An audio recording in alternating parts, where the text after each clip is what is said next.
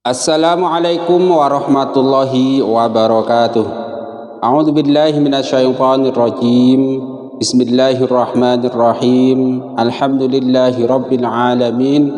Allahumma salli wa sallim ala sayyidina Muhammad wa ala ali sayyidina Muhammad.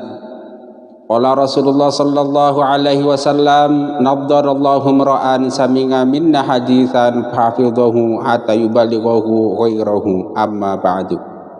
Kaum muslimin rahimakumullah, mari kita kembali sama-sama update tentang keimanan kita terkait dengan trilogi tauhid.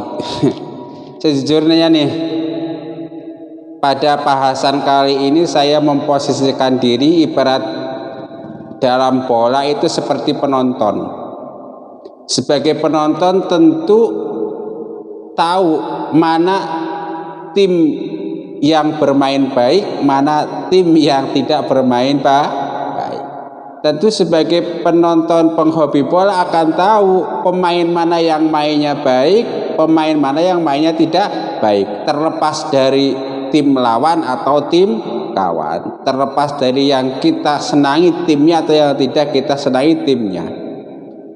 Begitupun tentang trilogi tauhid, meskipun saya sudah mendengar bertahun-tahun, puluhan kali, mungkin ratusan kali tentang trilogi tauhid, tapi tetap selalu ada tertarik ingin dengar lagi tentang trilogi tauhid.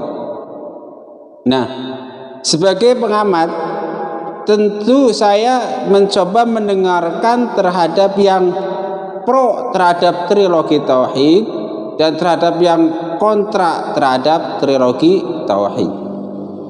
Nah, contoh ulama-ulama yang kontra terhadap trilogi tauhid seperti Habib Rizik Syihab, kemudian ada Buya Yahya, ada Buya Ar-Razi, ada Ustadz Abdul Somad, ada Ustadz Idrus Romli misalnya.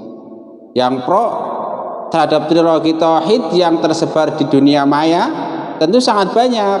Di antara mereka misalnya adalah Ustadz Firanda, ada Ustadz Badruz Zaman, dan lain-lain dan lain-lain. Nah, misalnya nih Habib Rizik Syihab menerangkan kepada kita bahwa tauhid itu tidak bisa dibagi-bagi. Ketika tauhid dibagi, maka ya sudah tidak tauhid lagi. Dengan jelas Imam besar Habib Rizik Syihab menjelaskan bahwa beliau tidak menentang tauhid uluhiyah, tidak menentang tauhid rububiyah, tidak menentang tauhid asma wa sifat, tetapi yang beliau tentang adalah pembagiannya. Kenapa beliau tentang? Oh iya, karena akan berbahaya jika tauhid dibagi, maka akan muncul istilah sepertiga tauhid. Kan ini tauhid satu, ketika dibagi tentu ada dibagi tiga, sepertiga tauhid. Nah, kalau sepertiga tauhid sudah 100% tidak? Tidak. Kalau sepertiga itu namanya utuh tauhidnya apa tidak? Tidak. Sepertiga tauhid uluhiyah, sepertiga tauhid rububiyah, sepertiga tauhid asma wa sifat, dan lain-lain dan lain-lain. Nah, kemudian ulama yang kontra lainnya menjelaskan ternyata pembagian tauhid menjadi tiga ini bukan sekedar petualangan intelektual, bukan sekedar petualangan ilmiah, tetapi kemudian oleh para pengikut Imam Ibnu Taimiyah, ini menurut Ustadz Abdul Somad, pencetus trilogi tauhid itu Ibnu Taimiyah, juga menurut Buya Ar-Razi Ibnu Taimiyah. Kemudian meskipun pada akhir hayat beliau itu taubat istilahnya dari pendapat lamanya, tetapi kemudian para pengagum Ibnu Taimiyah masih saja mengembangkan dan mengikuti pendapat-pendapat lama Imam Ibnu Taimiyah. Iya kan? Nah itu.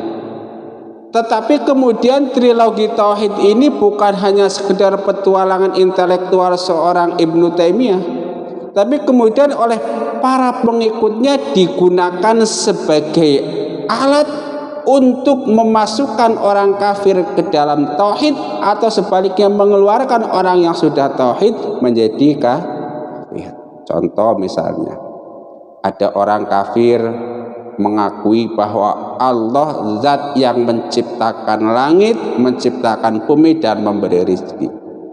Para pendukung trilogi tauhid biasa mengatakan mereka itu sudah ahli tauhid. Kenapa? Ahli tauhid apa? Ahli tauhid rububiyah. Kenapa?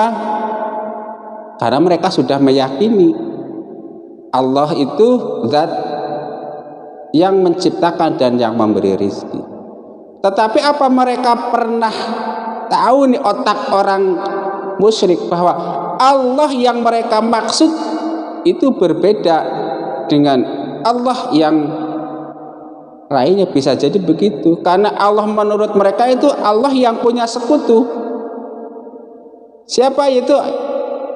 Allah yang punya sekutu. Dengan kata lain, ini kan gini, ada orang musyrik nih mengatakan Allah pemberi rezeki, Allah pembuat langit dan bumi, Allah yang maha pencipta.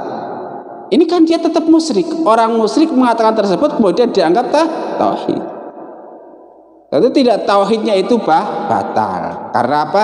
Karena selain dia mengatakan itu, dia tetap menyembah Tuhan-Tuhan selain Allah. Dengan kata lain, nggak usah pakai dalil macam-macam deh. Kalau di peribahasa kita itu kan ada istilah gara-gara nila setitik rusak susu sebelanga. Itu mungkin orang berjuang, wah dia sudah tauhid uluhiyah, wah dia itu sudah tauhid rububiyah meskipun belum tauhid asma dan sifat. Tetapi ingat, ya nggak ada gunanya. Kenapa? Gara-gara nila setitik atau nira setitik atau racun setitik, takut salah saya rusak susu. Nah, kira-kira begitu. Nah itu ya, itu bahaya pertama. Kalau dalam batas tauhid Allah memiliki rububiyah uluhiyah sepakat, tapi ketika dibagi berbeda. Karena apa? Karena orang-orang ahli sunnah ketika mengatakan tauhid uluhiyah, secara otomatis dia juga mengakui tauhid rububiyah dan mengakui tauhid asma wa sifat. Kira-kira begitu. Nah, coba kita cek. Nah, sayangnya lagi kemudian ini orang-orang para pembela tauhid, trilogi tauhid ini, dia itu ketika mengemukakan dalil-dalilnya kurang kuat. Misalnya ada yang mengatakan dalil dengan Al-Fatihah, misalnya alhamdulillahirabbil alamin, itu namanya tauhid rububiyah. Nah, tetapi seharusnya yang benar ketika kita mengucapkan alhamdulillahirabbil alamin, Allah zat yang menciptakan alam yang semesta, yang memelihara alam semesta, dalam satu tarikan napas, dalam satu kata-kata juga mengakui Allah yang wajib disembah, uluhiyah Allah, mengakui asma dan sifat Allah. Kira-kira begitu. Jadi nggak bisa terpisah.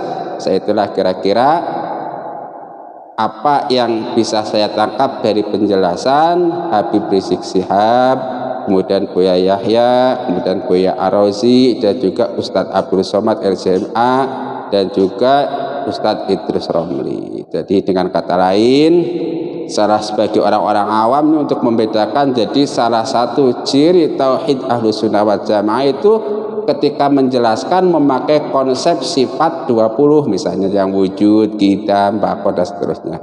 Lalu teman-teman Salafi Wahabi ketika menjelaskan tauhid, mereka menggunakan konsep susunan Ibnu Taimiyah yang lebih terkenal dengan trilogi tauhid. Tentu kalau bagi orang-orang yang sudah alim, kedua-duanya bisa menjadi santapan yang nikmat. Tapi kalau bagi orang-orang awam, ini bisa santapan beracun. Trilogi tauhid itu kira-kira begitu. Mudah-mudahan bermanfaat. Mohon maaf atas segala kesalahan. Wassalamualaikum warahmatullahi wabarakatuh.